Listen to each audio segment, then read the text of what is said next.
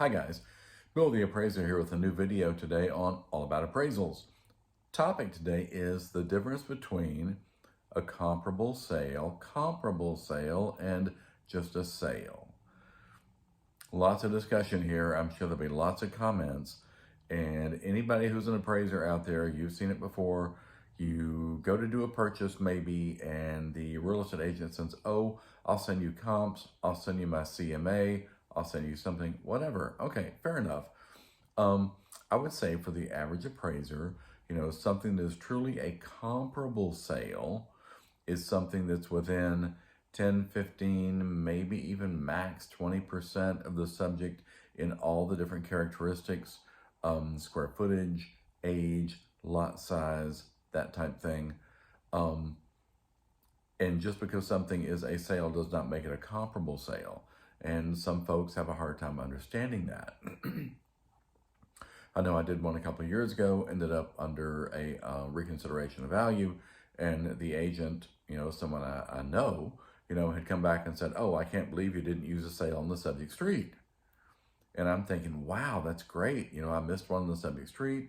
I can use that. Maybe I can get it to contract.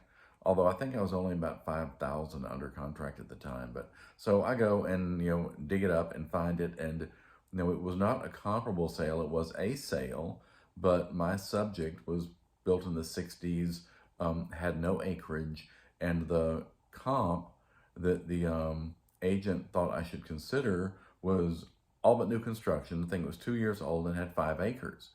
And so, no appraiser is likely going to use that as a comp because it is not truly comparable. It needs to be a lot like the subject. As far as how do appraisers choose comps, I've mentioned this before in a couple of videos.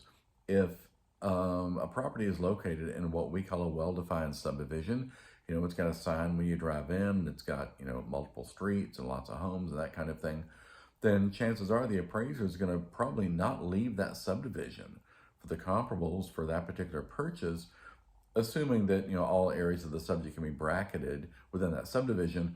If for some reason they can't be, then perhaps the appraiser might go outside the subdivision to find other comps to do that. But, on the occasions when the agent goes to the appraiser goes to a home, does the inspection, and then they happen to be having a conversation with the agent. And of course, occasionally the agent will say, well, yeah, there's sales in the sub, but you can't use any of those because they're nothing like us. Well, sometimes to be the odd man out is a difficult thing, and it isn't necessarily a good thing. Like they say, it's never great to be the best or the worst in a subdivision.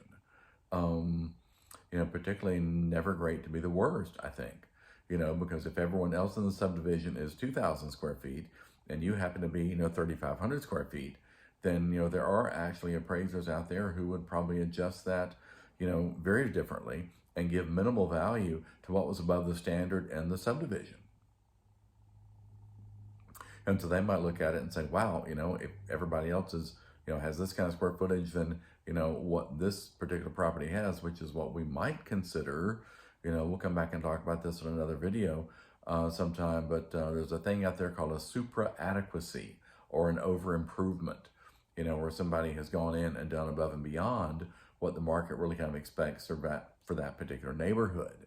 And so again, you're in a neighborhood that has 2,000 square foot homes, excuse me, someone goes in and builds a 3 or 4 or 5,000 square foot home, then, there's no way they can ever expect to get per square foot price that the other homes would get, because what they've done is created something that the average buyer, average day, average motivation would not be particularly interested in all likelihood. So, it's interesting to think about the whole concept of comparable sale as opposed to just a sale. And so take that with a grain of salt whenever you're looking at that. Feel free to shoot me a text, please give me a like, give me a subscribe, and anything else we need to talk about, just shoot me a text and leave a comment in the description, and I'll hit it on the next video. Thanks for tuning in. Have a great day. See you next time. Thanks.